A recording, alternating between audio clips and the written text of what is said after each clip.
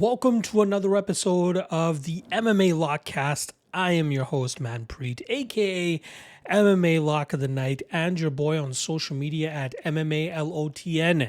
This week we're talking about Noche UFC, which goes down in San Antonio, Texas, and is headlined by a fire featherweight matchup between former title challenger Diego Lopes and the last standing fighting nerd Silva, looking to get some revenge or at least try to get their team back on the winning track after this past weekend. Both Caio Borralho and Mauricio Hufi ended up coming up short in their matchups, and now they got Silva, the last remaining undefeated fighting nerds UFC fighter, at least undefeated in the UFC, looking to still bring some good things to their name there. So very excited about that matchup. Obviously odds heavily in favor of Silva, but we'll break down that fight later on this card. Outside of that, name value wise, pretty mediocre card, let's be honest, right? We had Rob Font versus Raul Rosas Jr. originally as a co-main event, but an injury to Rosas Jr. has now brought in David Martinez, who I think is ready for this opportunity to co-main this card. Very talented fighter, but he's going up against a veteran and Rob Font. We'll see if he has what it takes to take down the UFC veteran there. All right, before we get deeper into this card, I want to quickly recap this past weekend's UFC Paris card, at least from a lock of the night and dog of the night perspective. We'll talk about the lock of the night first, which was initially supposed to be Losine Keita, as he was scheduled to take on Patricio Pitbull. Unfortunately, Keita had a ton of issues trying to make it down to 145 pounds, and the fight was ultimately called off, so we had to pivot. And I already had a little bit of a play on Caio Borralho, but I ended up adding about 1.3 more units on Borralho to make him my lock of the night play, and he ends up shit in the bed there. And I don't know if it had to do with his weight cut that he had last month as an alternate to the Chimaev and DDP fight, or if Imavov is just that good and he was just a better striker and was able to muzzle any type of offense that Borralho was trying to put in return. So, that was a surprise for me. I really thought Borralho would have a good enough game plan to shut down the striking of Imavov, but it really seemed the speed and stinging power of Imavov caused Borralho a lot of trouble and kind of made it very difficult for him to have much success throughout that matchup. So we take it out on the lock of the night play. We did not have a lock of the night play for the other card this week, and I believe it was an LFA card if I'm not mistaken. So we go 0-1 on lock of the night plays this past week, and that brings our lock of the night record for 2025 now to 44-28 for a 61% hit rate. Not good, but still got plenty of time to continue to get things in the right direction. For dog of the night play, we went 2-0 this past weekend, but for the UFC one, it was one that I was very convicted about and got a lot of flack for in the comment section, but nothing feels better when you're able to cash a confident underdog like Benoit Saint-Denis as he put Mauricio Hufi through the ringer there and eventually found that second round submission, which cashed for plus 1,600. That specific prop, round 2 submission, as I felt that was going to be the round that Saint-Denis would break Hufi and eventually get that submission. And I'm glad that I was able to bank in on that, but also that plus 175 line on BSD was chef's kiss. Absolutely amazing. Again, people just look at the microscopic view of these fights and just be like, hey, BSD's been, finished by Moicano, but if you really look into that, that was a fight that he clearly could have won had his eye not blown up. And then previous to that, the Dustin Poirier fight had staff going into that, had good success in that first round against DP, but then eventually gassed out. But I knew him at 100% would be able to give Hufi his toughest test. It's like people didn't watch Hufi on the Contender Series. I saw some highlight going around on social media of Hufi, from that fight from Hufi on the Contender Series, and they failed to show any of the grappling sequences. That was a big part of the fight, and that's why his opponent slowed down, allowing Hufi to come back and eventually get that late finish. But had that fight hit the scorecards, Hufi would have lost that fight. So just something to keep in mind there, but very happy to hit on that BSD underdog. I forgot what the LFA underdog was. I think it was LFA, right? Did we have LFA this past weekend? I don't know why my mind is tricking me into thinking. Oh yeah, it was LFA. It was Delani Silva and Naitza Bertolso card. It went down in Brazil. Let me just quickly see what my dog of the night play was for. Oh, dog of the night. I didn't go that heavy on the card overall. Very chalky card overall, but we did end up hitting on Douglas Delapa. Or sorry, actually, we hit Douglas Delapa plus 140, but he wasn't the dog of the night play. It was actually the under 2.5 in the Natalia Silva and Alexandra Savacheva fight, which was at plus 174. So I believe we went 3-0 on the LFA card there. Yeah, we did with the Italo Cruz and Marcelo Marquez parlay hitting for us as well. So very happy with the LFA. We barely scraped a little bit of profit, even with the lock of the night play for the UFC card not coming through. And again, that was a lot of confidence on BSD really getting us some good units there as well. So like I said, 41 and 48 now on the dog of the night play for 2025 brings the record now to 46% hit rate. Again, we're in the profit there. I'm very happy, but the 50% rate would be nice. We'll see how that goes. All right. Quick plugs. This weekend we have a good chunk of fights, actually. We have a Contender Series obviously going down on Tuesday. I already dropped my full card breakdown for that on the Lock of the Night page, or Lock of the Night YouTube page, so make sure you guys check that out on the link in the description below, or just a channel in period.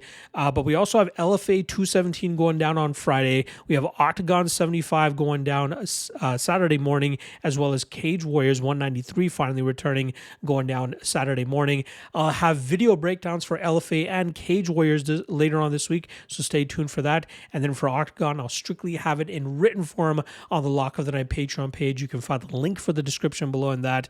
Not just for those breakdowns, but also all the DGen plays, the track plays, official plays, in-depth breakdowns, all of that good stuff can be found on the Lock of the Night Patreon page. So make sure you guys check that out.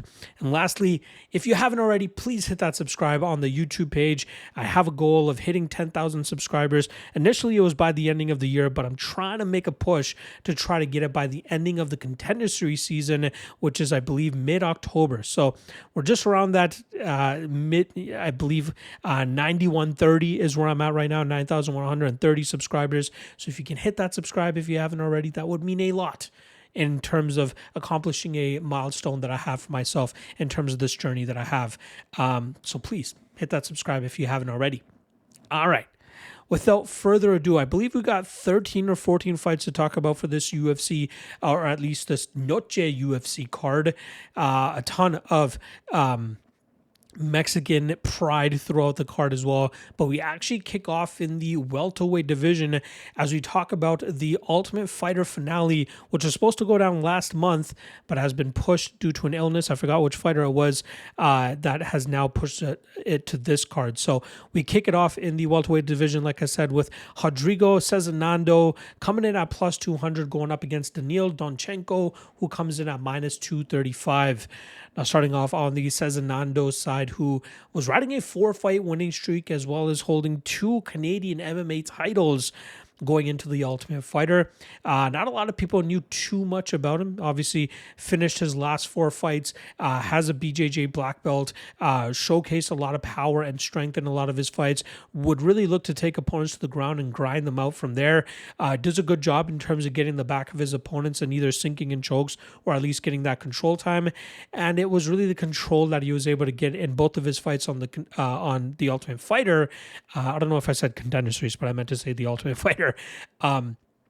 But he grinded out Diego Bianchini in the first fight, and then in his second fight with Jeff Creighton, he was able to get some good grinding positions. Not the most damage, but is really muzzling the offense of Creighton to be able to grind that fight out.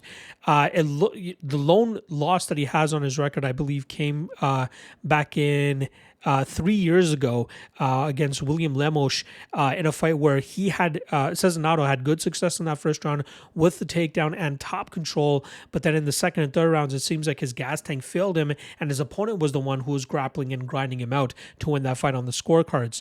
There are still some issues in Sezinando's grappling, or at least cardio game, I should say, but that really only showcases when his opponents set a high pace, showcase a lot of resistance, don't allow him to really gain too much control time, and are able to stop his takedowns. On the feet, he can crack. He has some good power, but he leaves himself open to be clipped by better strikers. And I think that's where we're going to see his ceiling start to showcase in the UFC if he ends up making it that far. Now, he's going up against a very violent Daniil Donchenko, who had a very tough strength of schedule on the regional scene before he eventually made it to the Ultimate Fighter. He won the NYSA FC title, which is one of the more respected promotions across the pond.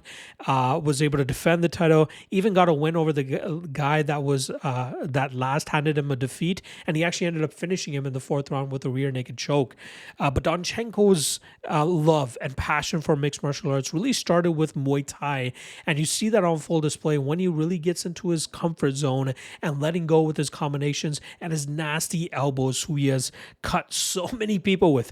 Even the cut that he landed on Matt Dixon in the semifinals on The Ultimate Fighter, absolutely nasty. If that fight went on any longer, that probably would have been stopped due to the cut. But a lot of his success came from putting that chaotic approach on Dixon and eventually knocking him out in the first round. It was a spectacular performance from Donchenko to stamp his spot in the finale here in the for the welterweight division.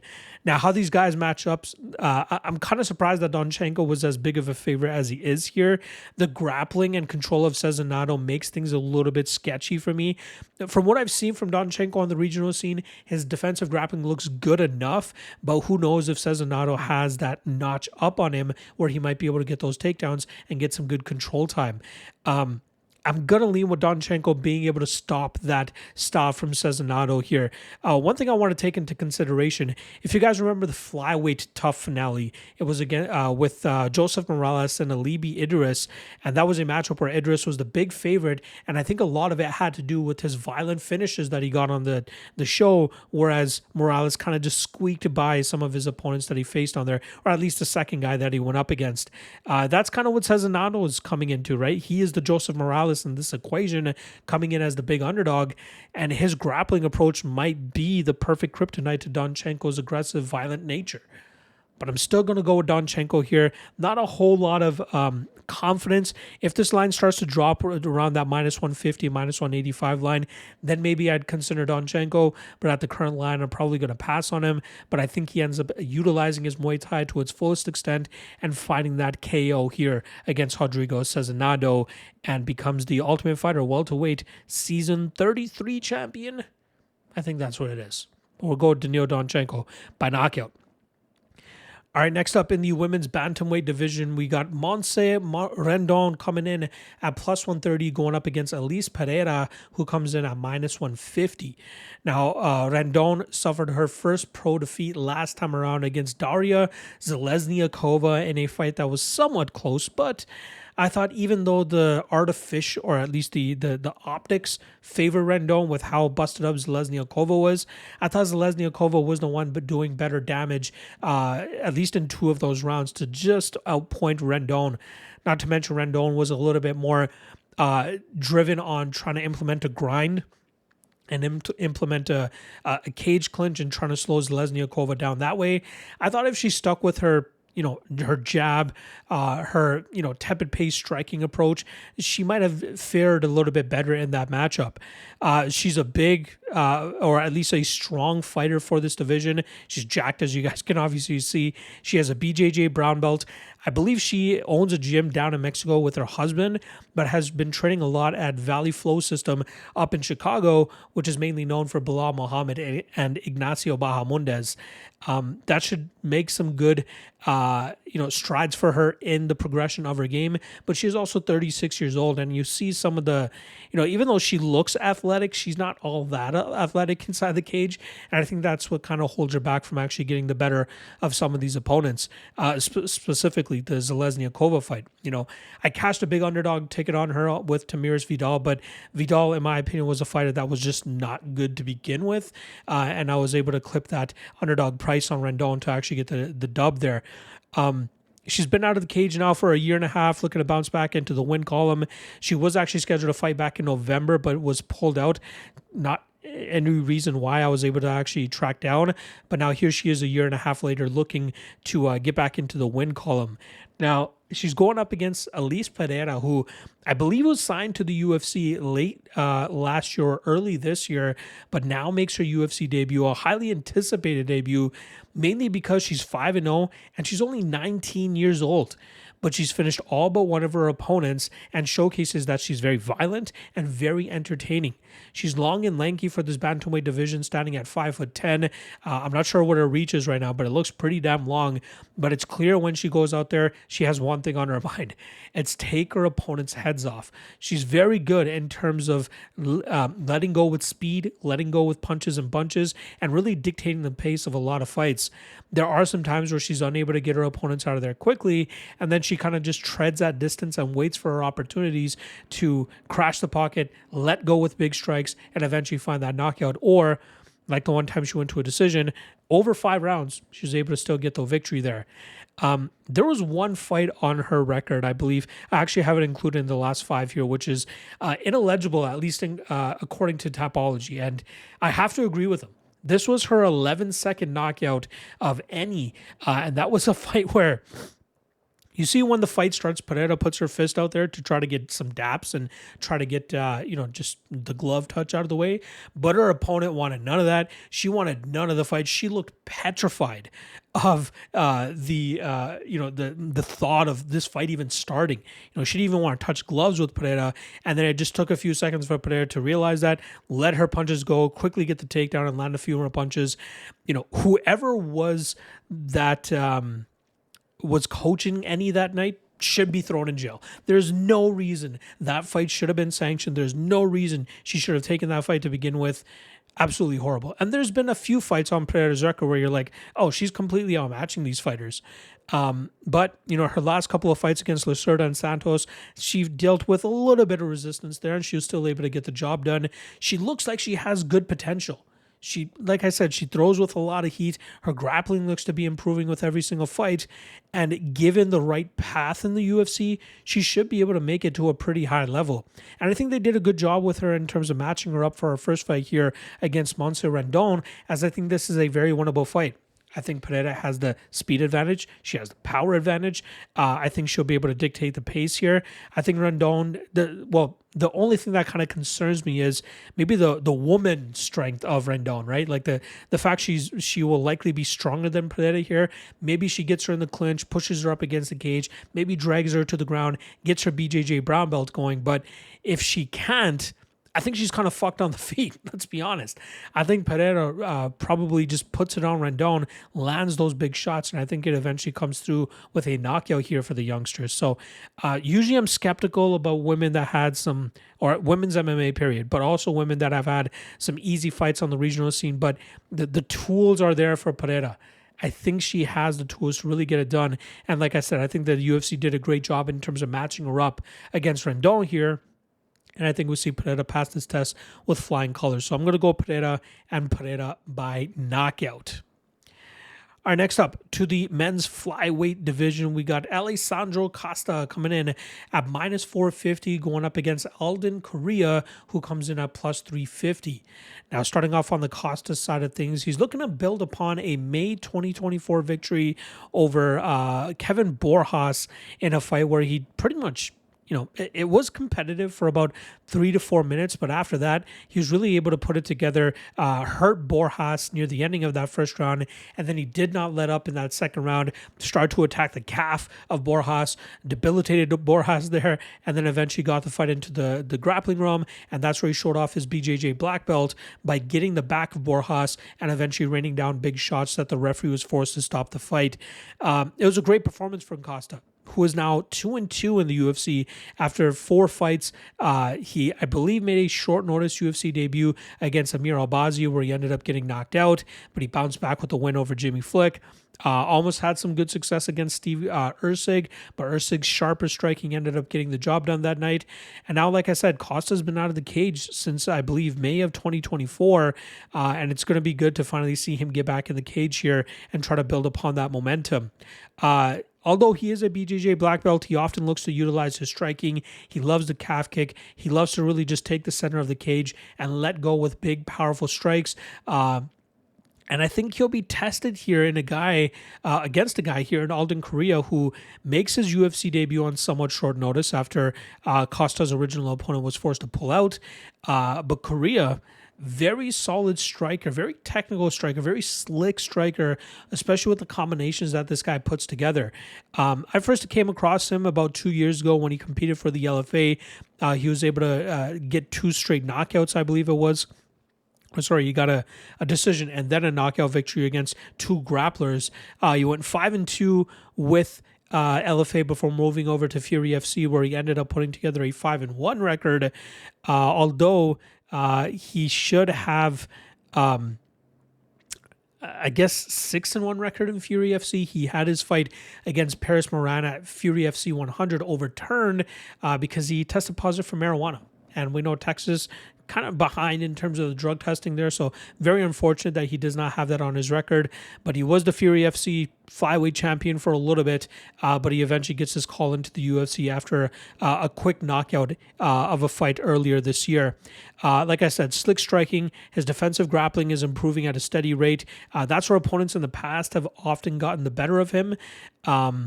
His last defeat actually came against a guy in Albert Trujillo, who is a smaller but stockier fighter that did a good job in terms of controlling the center of the cage, crashing the pocket often, working the body of Coria, landing a few takedowns as well. But Coria was definitely in that fight still. Like I said, he's a good striker, but I want to see what he has to offer at the UFC level. He kind of reminds me of Danny Silva in a sense, but I think Silva is just a little bit slicker of a striker and a little bit more capable of being successful at the UFC level. And I'm kind of surprised that Coria is such a big underdog here against Costa. If Costa just wants to strike with Coria could definitely make this much more challenging, especially with some of the underrated power that he has. But ultimately, I think it's going to be the explosivity and athleticism of Costa that ends up making the difference here. I also think it will be the leg kicks of Costa that starts to slow Coria down, and that's where I think Costa can start to implement some groundwork, maybe with taking Coria down, taking his back, utilizing his BJJ black belt.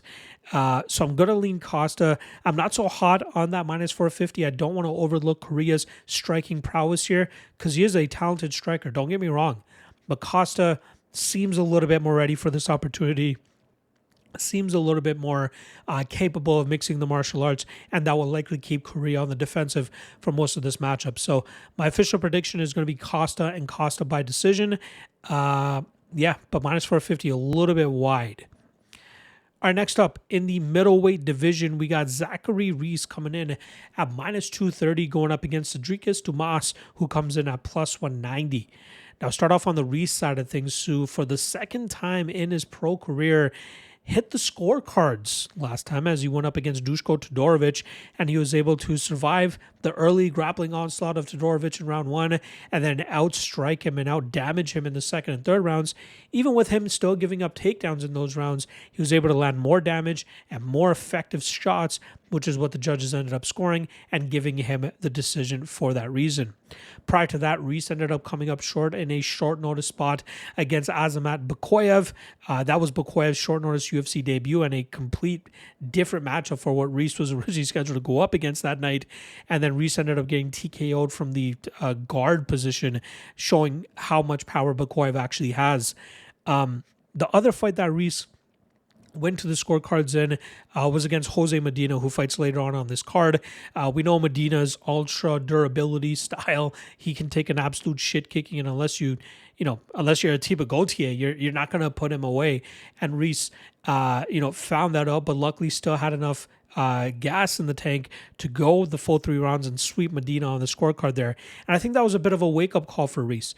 A guy that had finished opponents so easily on the regional scene before coming over to the Contender Series. Now he's seeing that the resistance is going to be more. Guys are not going to be put away as easily, and it's good that he's really starting to flesh out the rest of his game so he can go 15 minutes if he needs to.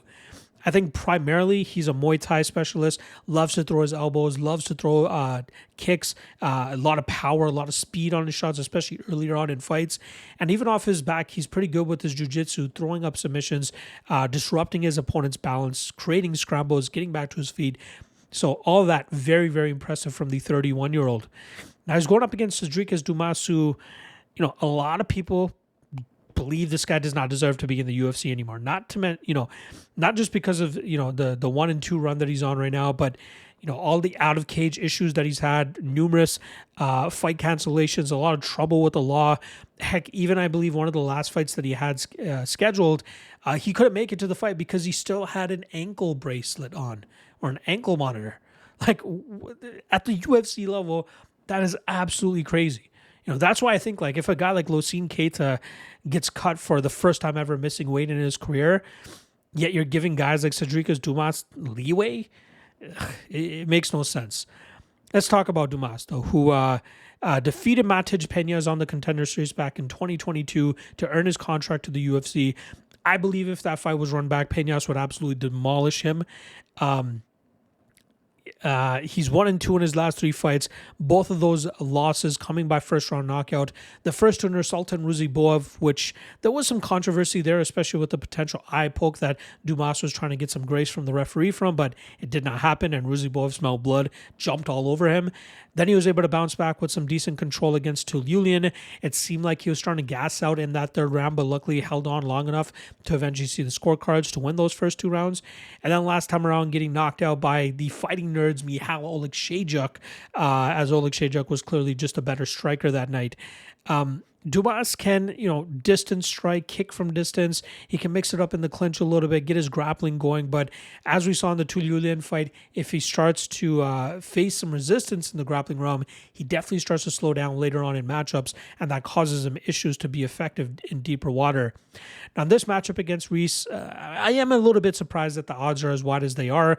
Dumas could have some grappling success and maybe control Reese, but I think Reese will make it difficult for Dumas to establish dominant position and control for long periods of time. And I think from there, we'll see Reese actually dictate the pace in the striking realm, and that will lead to Reese actually getting a round 1 knockout. I think Reese is faster. I think Reese is more powerful. And I think Reese is much more dangerous than Dumas in the striking realm.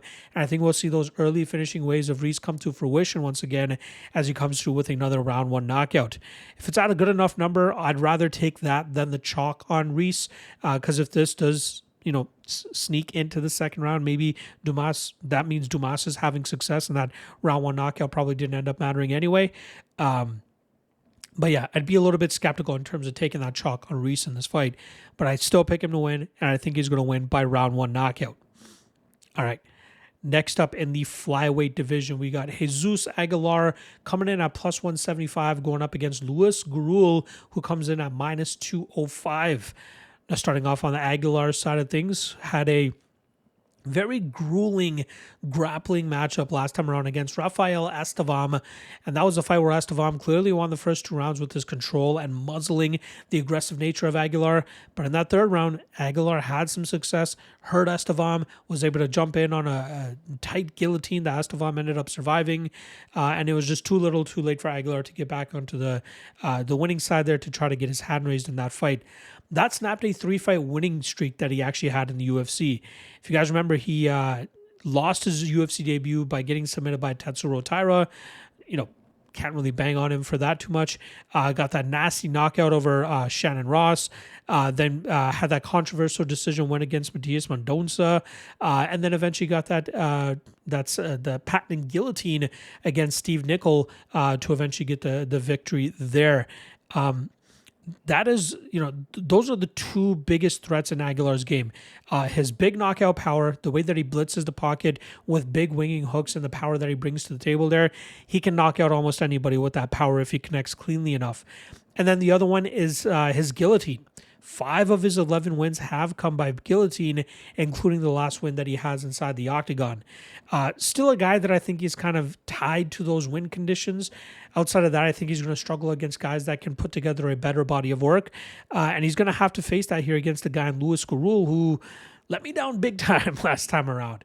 I had Gurule as a lock of the night play against Ode Osborne, and I really thought that he'd be able to stay defensively sound as we've seen him through his 10-0 career up until that point.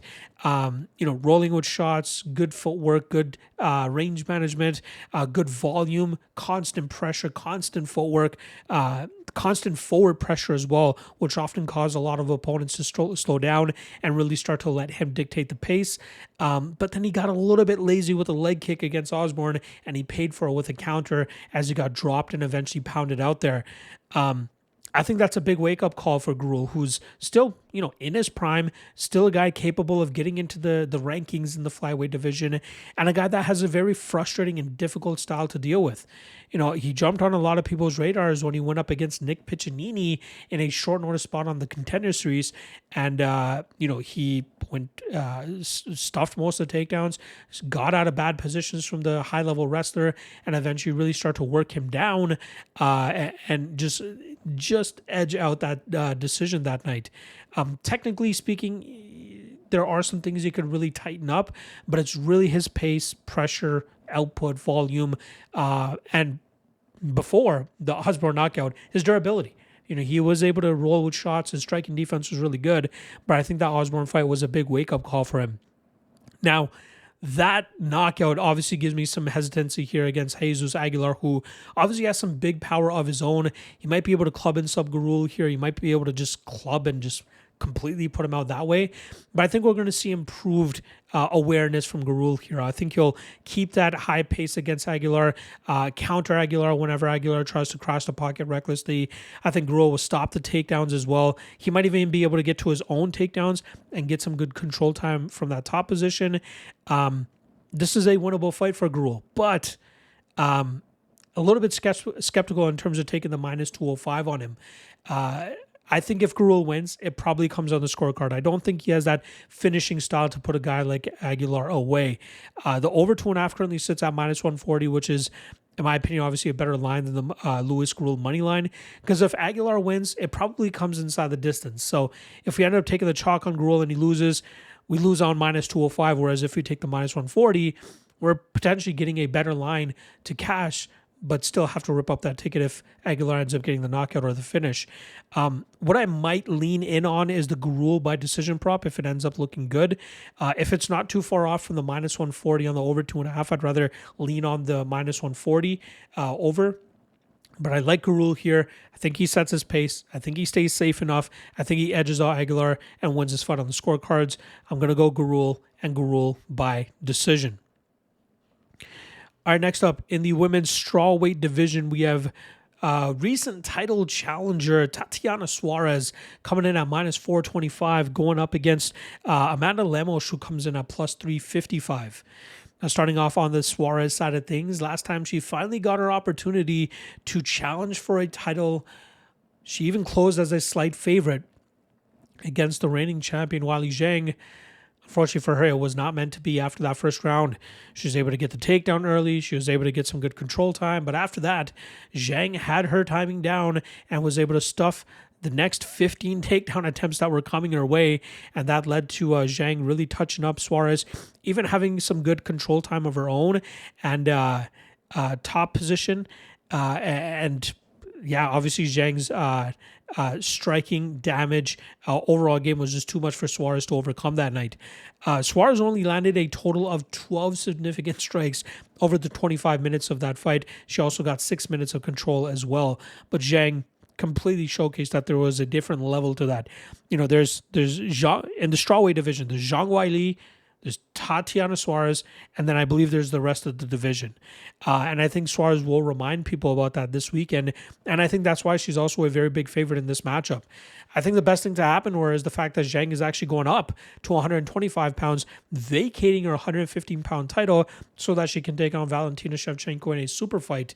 But that leaves the crown open for Suarez to potentially take it, depending on who ends up coming out on top between Verna Jandiroba and Mackenzie Dern. I believe that fight's either next month or in November. But Suarez, we know what she brings to the table. High-level wrestling, good top control, improving BJJ game so she can go out there and strangle her opponents, just as she did against Montana De La Rosa and Jessica Andrade. And I think she's still capable of fighting at a very high level, especially with that wrestling that she brings to the table that I don't think many fighters in this division can contend with. Now, she's going up against the dangerous Amanda Lemos, who was able to get back in the win column last time around as she utilized Yasmin Lucindo's game plan against her. We saw Lemos land some big shots and eventually get takedowns and grind out Lucindo from that top position in the first 2 rounds. Lucindo was able to battle back in this 3rd round and have some good success, but it was too little too late by then, and Lemos was able to get her hand raised. Lemos, 38 years old, we know what she's about. Big power on the feet. She throws with reckless abandon. Her grappling is kind of improving, but good enough grapplers will obviously be able to keep her on her back, keep her on the ground. We saw Weili Zhang control 16 of the 25 minutes of fight time with Amanda Lemos. Lemos gave up 6 of 7 takedown attempts that night as well, showcasing that she can still be grinded out. Even the Verna Jandidoba loss that she had 2 fights ago, Jandidoba got that fight to the ground continuously, was scrambling well, and eventually got that armbar victory over Lemos. Lemos is a fun fighter in the strawweight division, but we know what where her ceiling is. If she's fighting a good enough grappler, she's probably going to end up on the losing end of those fights. If she can keep fights in the stand-up realm, or if she can land enough damage without being finished, she has a chance of winning fights on the scorecards as well, just as we saw when she went up against Mackenzie Dern. But it's hard to overlook Tatiana here, right? She should dominate this fight. She should look like the minus 425 that the odds are indicating that she's at. She should maybe even get a submission. I'd be surprised if she's unable to finish Lemos here. So I'm going to go Suarez. I'm going to go Suarez by submission. If the TKO prop is heavy enough or high enough, maybe that's worth a bit of a sprinkle. Maybe she gets a TKO if Lemos is unable to work out of a bad spot and Suarez just wants to rain down big shots. We've seen that in some fights. Mason Jones last week, right? A lot of people picked him to submit Balaji Oki, but he ended up settling for the TKO with the elbows and ground and pound that he was dropping from those dominant positions. Maybe Suarez ends up doing that here too. But if you're putting a gun to my head, I would rather pick Suarez by submission, and I think she does it quite dominantly here. All right, next up, in the lightweight division, we got Claudio Puelles coming in at minus 120, going up against Joaquim Silva, who comes in at plus 100. I'll start off on the Puelles side of things, who's looking to bounce back after a 2-fight losing streak, the first of which came by knockout to Dan Hooker, which was actually back in November of 2022. Then he took a 1.5 years off, and he ended up coming back and losing a split decision to Fares Ziam. Now here he is once again coming 1.5 years away from competition, and I'm not entirely sure whether that is due to injury, but it also looks like he took a job with the UFC Espanol broadcast alongside Santiago Ponzinibbio, and he's become a bit of an analyst and commentator now, and that's probably been filling his cup in the meantime. But it's clear that he's still been training, bouncing between Killcliff FC and the Pitbull gym down there in Peru, housed by guys like Jesus Pinedo. I think James Lontop was out of that gym too. But Puelles seems to have set up shop down there in Killcliff FC for this upcoming card. Now, he holds a record in the UFC for the most knee bars, which I believe is currently sitting at 3. The last 2 he got over Chris Gritzmacher and Clay Guida. But then you see, as he takes steps up in competition, those guys are going to be able to stop not just stop the takedowns, but stop him rolling from knee bars and punish him for rolling for those knee bars, as it is a very vulnerable position, as you got both your arms working on the leg of your opponent, but then your face is uncovered and you're on bottom position more often than not. His striking needs a lot of work still, a lot of good kicks, decent, below average striking, if we're being honest. It's all about takedowns and rolling for those knee bars for Puelles to try to get the fight into the BJJ game where he feels he is most comfortable. He's still 29, so it's not like, him taking all this time away from action is going to be a huge detriment to him. But compared to guys that are a little bit more in the game than him, maybe he may end up coming up short against those guys, especially if they have a good enough BJJ game to thwart the knee bar onslaught that he likes to bring to the table. Now, He's going up against Neto BJJ black belt, Joaquim Silva, who's also been out of the cage for a little bit. His last fight, I believe, in May of 2024, where he ended up coming up short against Jakar Close. He just got edged out in that first round. The second round, we saw Close utilize a lot of cage control and good work from there. In the third round, Silva was able to hurt Close very badly, had a close submission attempt as well, but he was unable to get the job done there, ended up losing the fight on the scorecards. His last actual win came against Clay Guida, where he won to a decision and was able to just outwork him and do a good enough job against him there. We're coming up on 2 years since that win for Silva, though, so he really wants to get his hand raised here. And the guy looks in phenomenal shape, training out of American Top Team.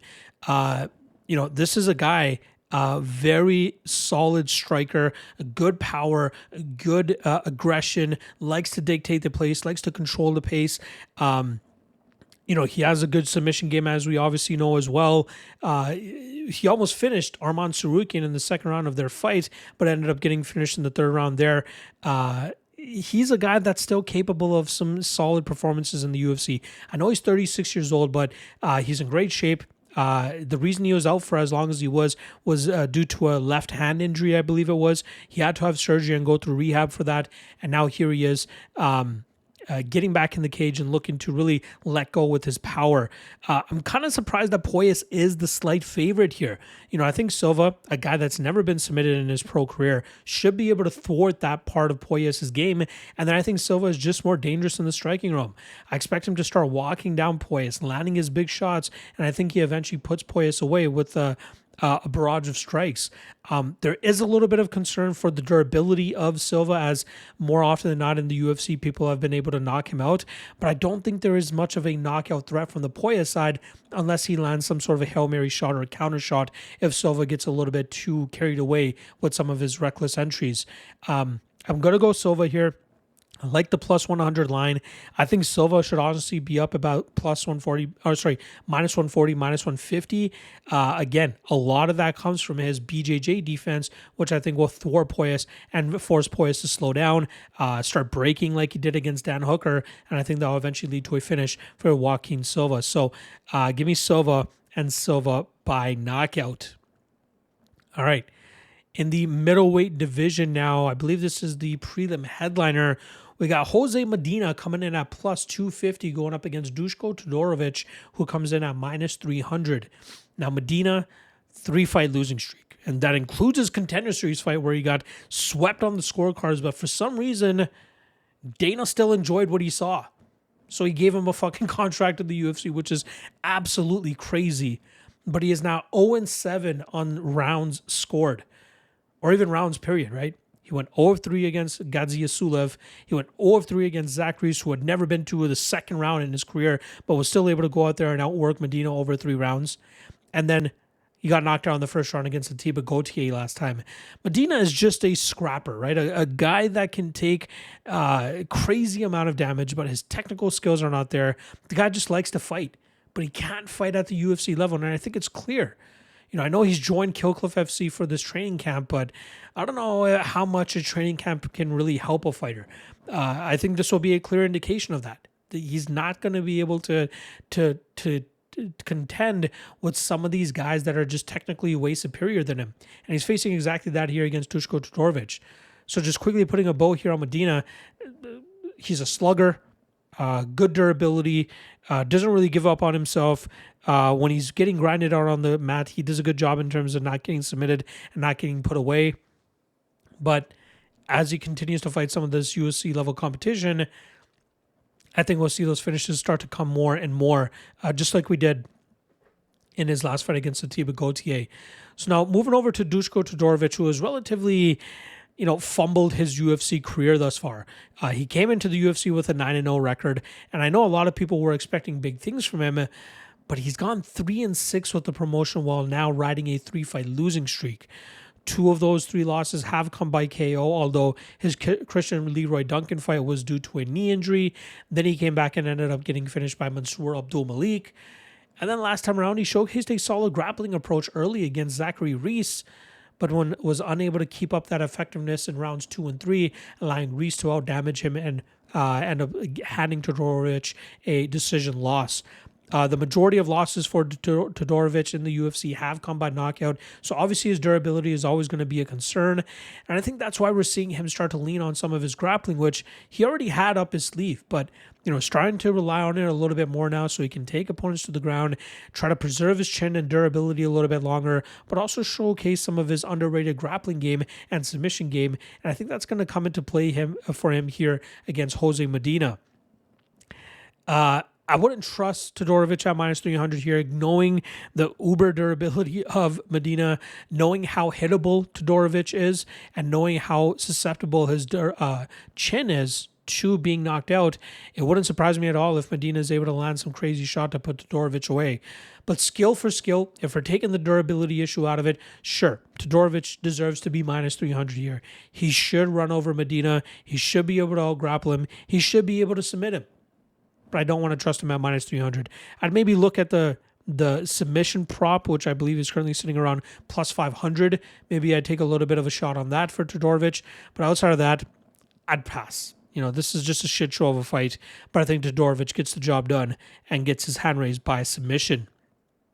All right, that brings us to the main card now, where the first fight takes place in the bantamweight division, as we have Santiago Luna coming in at minus 125, going up against Kwang Lee, who comes in at plus 105.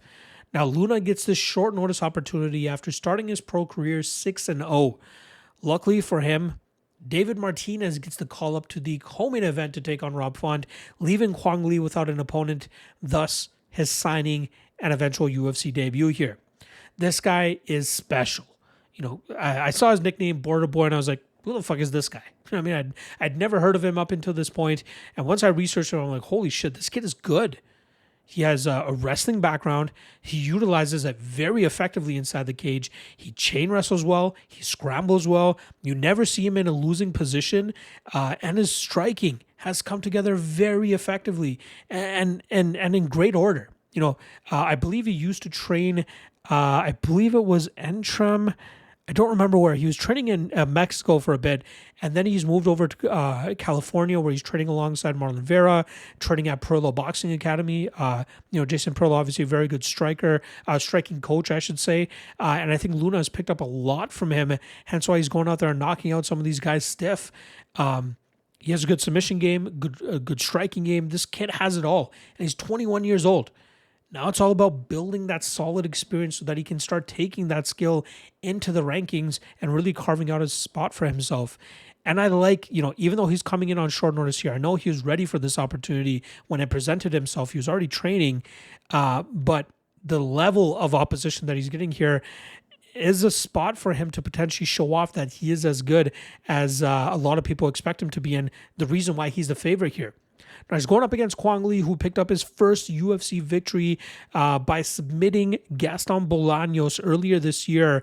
And I'm kind of kicking myself that I didn't think Lee was going to rely on his grappling as much as he ended up leaning on it. In the breakdown that I had with him with Bolaños, I said Lee has the grappling in his back pocket if he needs it.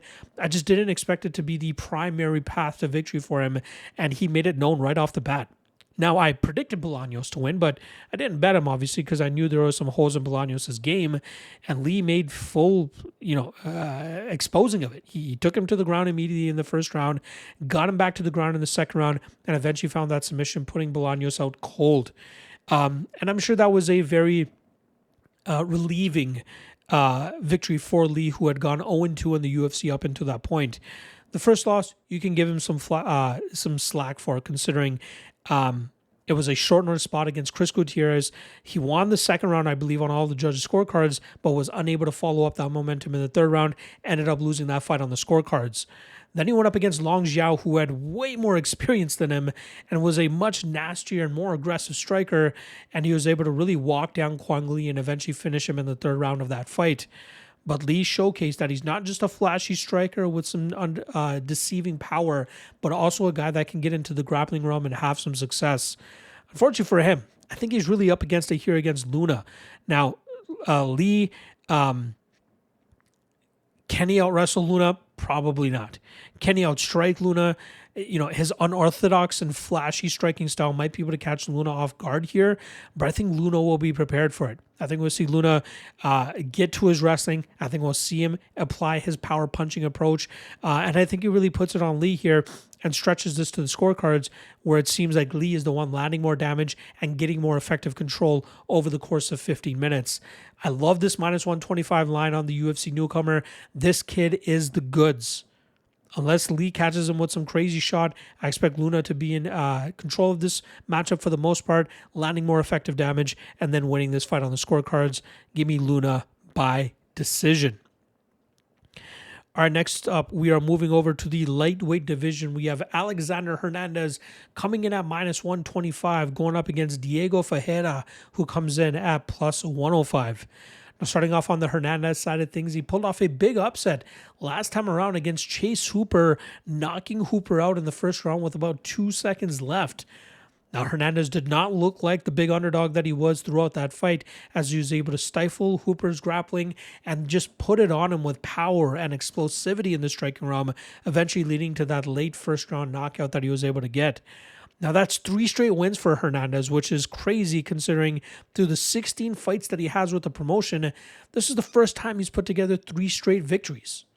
I think since that Cowboy Cerrone humbling that he had, he was really inconsistent with a lot of his performances, but he was able to grind out Austin Hubbard, barely winning that matchup, barely grinded out Kurt Hollabaugh as well, and then eventually put a stamp on that victory against Chase Hooper, especially with that knockout victory. He's a decent fighter, 32 years old, explosive, good striking in terms of the power that he brings to the table. He has the wrestling in his back pocket if he needs it. But against guys that are willing to accept position, he can really grind those types of opponents out. And this is a quick turnaround. That win that he had over Chase Hooper was just a month ago. And the reason I think he wants to be on this card is because he's originally from San Antonio. He trains at a Factory X. He's set up shop in Colorado, but he is still a San Antonio boy, and I think that's why he wanted to be on this card, and the UFC gave him his wish. He wanted to compete on the card, and they found the perfect opportunity for him with Diego Ferreira, who's actually supposed to fight, I believe, on the same card that Hernandez knocked out Chase Hooper, but it was an injury to King Green on the green during fight week that pulled Ferreira from that matchup, and luckily gave him the spot here against against Hernandez. So that training camp that he had preparing for Green didn't really go to waste. Now, Ferreira successfully snapped that 3-fight losing streak that he had by knocking out Michael Johnson in a fight that kind of started off a little bit rough for him early, let's be honest, but he really put the pressure on Johnson in that second round and found that finish. Then he was struggling with the pace and pressure of Mateusz Rebecki, but eventually continued with the resistance, continued fighting, continue putting the pressure on himself in deeper water, and eventually found that finish in the third round against Rebecki. I believe that was Rebecki's first pro loss as well, if I'm not mistaken. Maybe second. But then last time around, he was completely muzzled by Grant Dawson, who is one of the most smothering and successful wrestlers that we have on the roster. Dawson kept Ferreira on his back, kept him muzzled, just did not allow for Ferreira to have much success in that fight, and Dawson was clearly able to grind that fight out and win it on the scorecards. Now, I know Ferreira's 40 years old, but this guy still has a lot in the tank to give. He's very aggressive when he can really start to get going. He's a little bit slow early, but really starts to pick things up in the second and third rounds. Has a good BJJ game. BJJ black belt, obviously. Has some good power in his shots, just as he showcased in his last couple of wins. But much better grapplers and much better strikers are going to get the better of him. And Hernandez falls into that category of athletically more gifted than Ferreira, but if Ferreira, his durability holds up, he should be able to survive that early onslaught from Hernandez and then really start establishing his own game and keeping Hernandez on the back foot. If Hernandez goes for takedowns and tries to grind Ferreira out from that top position, I think he's going to struggle to do so. I think Ferreira will throw up submissions. I think he'll create scrambles, maybe some reversals, but I think Ferreira can be much more effective in this matchup. The only thing keeping me from getting to the betting window from jump here is the fact that Ferreira is 40 years old, right? That's a little bit of a red flag here. If this line starts to jump a little bit more, it seems like it's moving in favor of Ferreira, so this might end up being a pick 'em by fight time. But if it ends up swinging more towards Hernandez and we see Ferreira, get to that plus 150-ish line, that's where I'd be a little bit more intrigued to take a shot on him. Even plus 130, I'd take a shot on Ferreira. But, near even money. The youth advantage, the athleticism advantage, the power of Hernandez all gives me a little bit too much to worry about here with Ferreira. So the pick is still going to be Ferreira. I'm going to pick him to win by decision, but that Hernandez KO could be live once again if he can apply that speed early enough and take advantage of Ferreira's slow starting nature. But again, official prediction, Ferreira by decision. All right, next up in the middleweight division, we got Kelvin Gastelum coming in at minus 250, going up against Dustin Stoltzfus, who comes in at plus 210. Now, Gastelum came up short last time around against Joe Pyfer in a fight where he had some solid success in that third round, but was unfortunately able to have none of that success in the first and second rounds. It was his durability that I was really leaning on, and that big plus money on Gastelum, which is why I ended up backing him against Pyfer. But Gastelum got hurt early. His durability showed up where he was able to survive that, and he just couldn't get to his game early enough in that second round, which is why Pyfer was able to win those first two rounds. Prior to that, Gastelum was able to outwork and outpoint Daniel Rodriguez. That was a very weird one, which was, it was originally scheduled for 170 pounds at welterweight. And then during fight week, Gastelum asked if it could be at 185 pounds, showcasing that his days at 170 pounds are more than likely numbered. I highly doubt the UFC is ever going to give him another opportunity to fight at that weight class, considering how many times he's fumbled a bag there. So I think he's just going to settle in at middleweight, take some fights that he can win, and then maybe some more challenging fights to see if he has what it takes to get to the next level. He's 33 years old, so he's still somewhat in his prime and capable of going out there and still having some dominant performances. He has big power in his punches. He has an underrated grappling game if he needs to lean on it. And he can be successful at middleweight, as we've seen in the past. Now, he's going up against Dustin Stoltzfus, who's also been alternating between wins and losses over his last 5 fights, most recently coming up short against Nursultan Ruziboev. Now, that was a fight where I actually backed Stoltzfus as a big underdog, as I thought his grappling could cause Ruziboev some issues, and it seemed to do so in the first round. Seems like he was getting to it in the second round as well, but then it was clear that he was starting to gas, he was starting to slow down, and that's where we saw Ruziboev flip the script, I believe, halfway through that second round, and he was able to be in control for the rest of that fight. Credit to Stoltzfus for being able to see the judges' scorecards there, but it was clear that he was huffing and puffing around that 7th or 8th minute mark trying to apply his grapple-heavy approach. Mediocre striker, he has the power if his opponent puts their chin on a silver platter like Marc-Andre Barriault did. But I think he is best when he wants to rely on his BJJ game by taking opponents to the ground and looking to grind them out from that top position. But I have big question marks about his durability. I have big question marks about his gas tank. And I think that's what's often led to him getting finished by his opponents. This is a fight where I think Gastelum can showcase that he is still a good fighter. This is the level of opponent that Gastelum should go out there and have almost no issues with. Stoltzfus is obviously bigger, being the natural middleweight, but I think he's going to struggle to get a hold of Gastelum here. I think Gastelum out-wrestles him. I think he out-scrambles him. I think Gastelum ends up landing the bigger punches on the feet. I think he's live to even find a knockout here against Stoltzfus. My original prediction was Gastelum by decision, but I'm not going to count out a possible knockout for Gastelum, especially as Stoltzfus starts to slow down here. So I'm actually going to change my prediction from the written one that I had.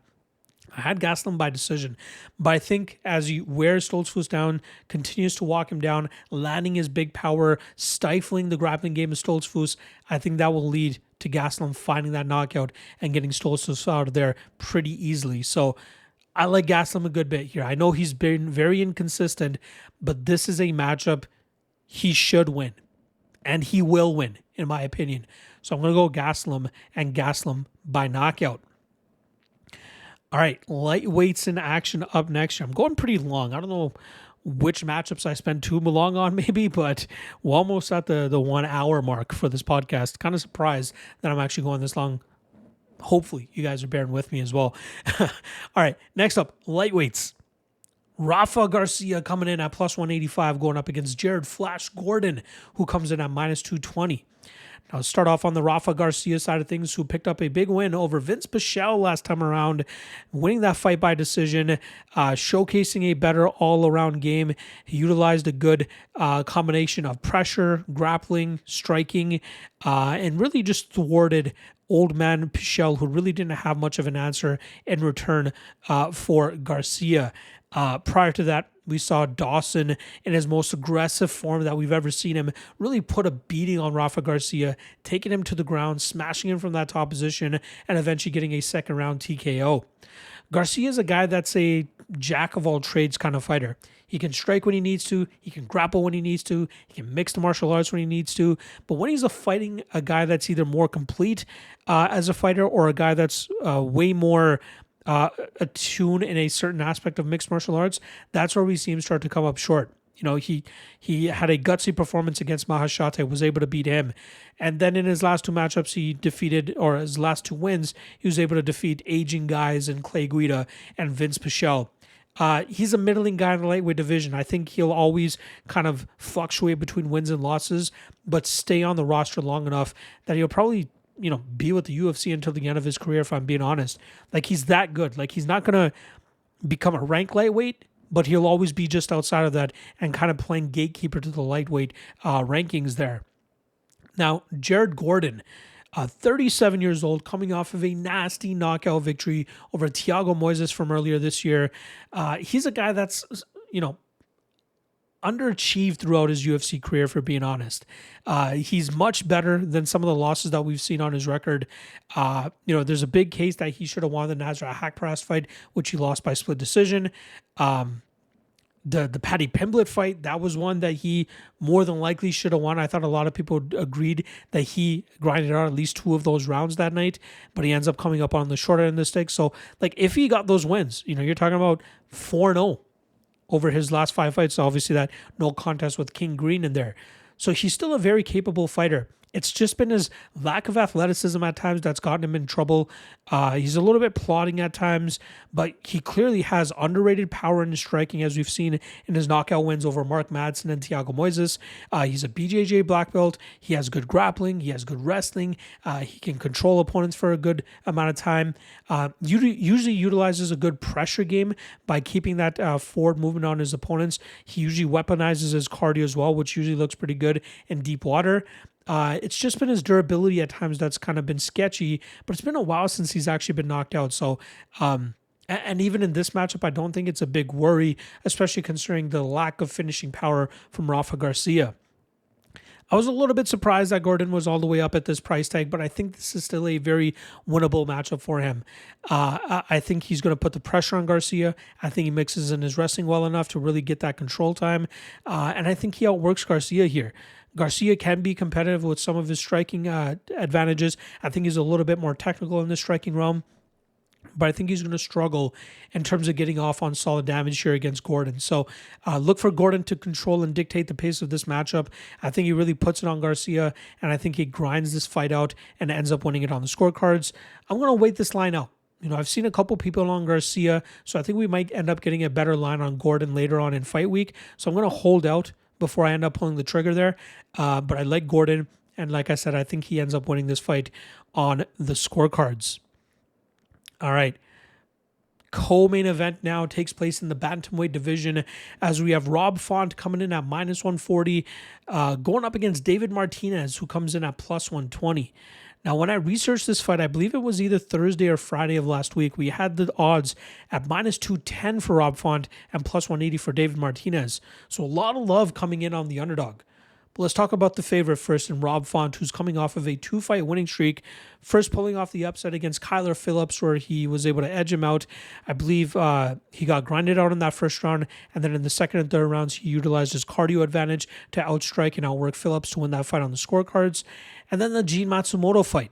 He was originally scheduled to fight Dominic Cruz that night. Cruz ends up getting injured, ends up retiring, and Matsumoto gets plugged in for the biggest fight of his career. And I really think that fight came down to that first exchange. If you guys remember, that was a fight where Rob Font I don't want to say he faked the glove touch, but he like glove touch and then immediately got to a combination that put Matsumoto on his ass, or at least rocked him. And then it took a couple minutes for Matsumoto to get his wits about him. But when he did, he was able to get the takedown and he was able to get off on big shots against Font. And I think that was enough for him to at least win that round back. Then I thought Matsumoto won the second round. I thought Font started to take over in the third round, but the veteran skill set of Font allows him to just eke out that win over a very dangerous Gene Matsumoto. We know at his best, Font is a guy that likes to apply his volume striking approach. He's trying to mix it up in the grappling realm as well to really change things up and try to make fights look a little bit more convincing in his favor. But he has been grinded out by guys like Corey Sandhagen, Davison Figueiredo, and we know he's probably not going to get to a title contention or title shot, especially with him being 38 years old in the bantamweight division. Slick striker, decent pop on his shots, kind of been underrated throughout his career, but I think we are starting to see a decline in him, even though he's coming off of 2 wins. I think stylistically, those were not favorable matchups. I think they were good matchups for him. The Kyler Phillips matchup was a good one for him. Again, I thought he deserved to lose that Matsumoto fight. I'd love to see a rematch there, maybe with both guys getting a full training camp. I doubt we'll ever see that, especially with Font so close to the end of his career. Now, let's talk about David Martinez, who's absolutely been streaking as of late. Had a very solid showing on the Contender Series last season to defeat Xavier Franklin and win that fight on the scorecards. And then he put an absolute beatdown on Simon Oliveira, getting that knockout victory earlier this year. This guy is very talented. He's very slick with the striking, very good kickboxing. His last win over Simon Oliveira was his 8th win in a row. He traverses the cage very well. He's very slick and nasty as a kickboxer. Good combinations, good footwork, good distance management. He knows exactly when to crash the pocket to let go with his strikes. His defensive grappling, very high level as well, which forces his opponents to strike with him. And he's only 27 years old. And he's faced some very good competition on the regional scene. This is a guy that is ready for the step up in competition.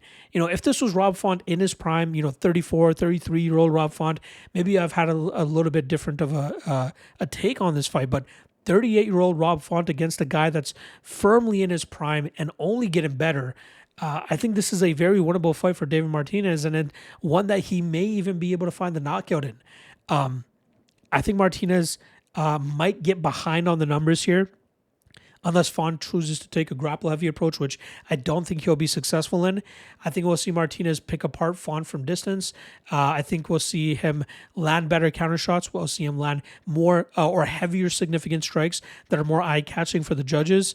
And then I think once this fight reaches that 15-minute mark, it's going to be Martinez that ended up landing the better output, or at least landed the better damage to get the judges to side with him here. So I completely understand this Martinez line coming from plus 180 to plus 120, but I still think that's still a very bettable line with Martinez as an underdog. I'm going to go Martinez, and Martinez by decision.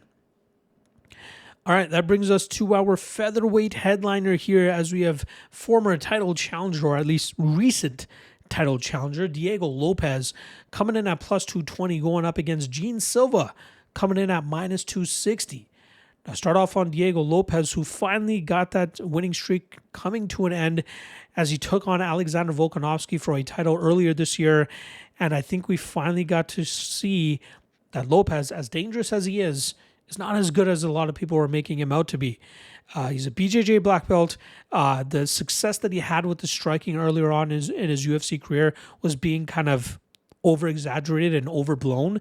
And I think that's why a lot of people were big on him.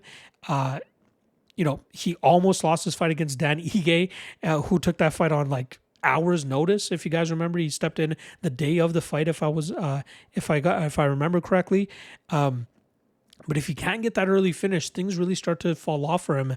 Luckily, not against a guy like Brian Ortega, who we know is just shit at this point in his career. But Volkanovski was able to expose that side of Lopes. Lopes still hurt Volkanovski, dropped him once, and was able to have a few moments of success. But for the most part, Volkanovski really mixed it up well on Lopes, outstruck him, and won that fight on the scorecards. Lopes can definitely make improvements from that fight and showcase that, he can get better from that. He's still only 30 years old. But people forget the fight that he had against Joe Anderson Brito, I believe it was, on the Contender Series from a few years back. Brito put it on him and absolutely beat the shit out of him and won that fight, I believe, by technical decision. I forgot what it was, whether it was a headbutt, knee to a down opponent, eye poke. I forgot what it was. But that fight ended up going to a technical decision, if I'm not mistaken, and Brito ended up getting his hand raised there. But Lopes, good power, good jiu-jitsu, just not as good as many people are making him out to be. And I think that we're seeing that, which is why he's a plus 220 dog against a dog like Gene Silva. Now, Gene Silva continues to prove some people wrong who believe that his power striking and just unorthodox approach won't get him to a title fight. But he's hard to deal with, man. This guy's very explosive, very powerful, has a ton of speed, very hard to hold down. There have been a few guys that have gotten takedowns on him, but he gets back up to his feet almost immediately. Seeing what he did to Charles Jourdain was insane, right? Charles Jourdain, he felt that power from jumping. He's like, oh, fuck, I'm screwed. And then we saw Gene Silva finish him in the second round. Absolutely a thing of beauty. Silva finishing all of his UFC competition last time around, getting that ninja choke against Bryce Mitchell to force the tap. Again, he may run into somebody at the top of the division that's going to give him some issues, but Diego Lopes is not that guy. I think Gene Silva stops the takedowns from Lopes, or at least nullifies any of that success quickly by getting this fight back to the feet. I get that there's a 4-inch height advantage and a 3-inch reach advantage for Diego Lopes, but I don't think he's going to be able to assert that dominantly here. I think he's going to struggle with the speed of Silva. I think he's going to struggle with the power of Silva. And I think it's just a matter of time before Silva lands that big shot on Lopes and eventually puts his lights out here. So, no need to go too long on this breakdown. I'm not sure how long I went on this specific matchup, but I think Silva whomps Lopes here. I think he's worthy of the chalk. Whether you want to take him by KO or even look to parlay his odds here, minus 260. You can even play that straight if you're being, if you're fine with that. But I think Gene Silva thwomps Diego Lopes here, finds that knockout and gets it done probably sometime between rounds 2 and 4. I think it'll take a round or so for him to establish that dominance and for Lopes to be like, oh fuck, I'm kind of screwed. And then I think we eventually see Silva get that finish round 3 or 4 probably. But Gene Silva by knockout. And he keeps the Fighting Nerds name in good stock here, especially after their fumble last week with Hoofy and Bohalio. All right. I went longer than I think I've ever gone on a breakdown here, and I don't know if it was because there's the 13 or 14 fights here, or if I was just really passionate about some of these matchups. Hopefully you guys appreciate it. Hopefully you guys aren't like, hey, speed this shit up. But yeah, very happy to get this breakdown out for you guys on this Monday night. I'll be back tomorrow for the lock of the night candidates, as well as the chalk or not segment.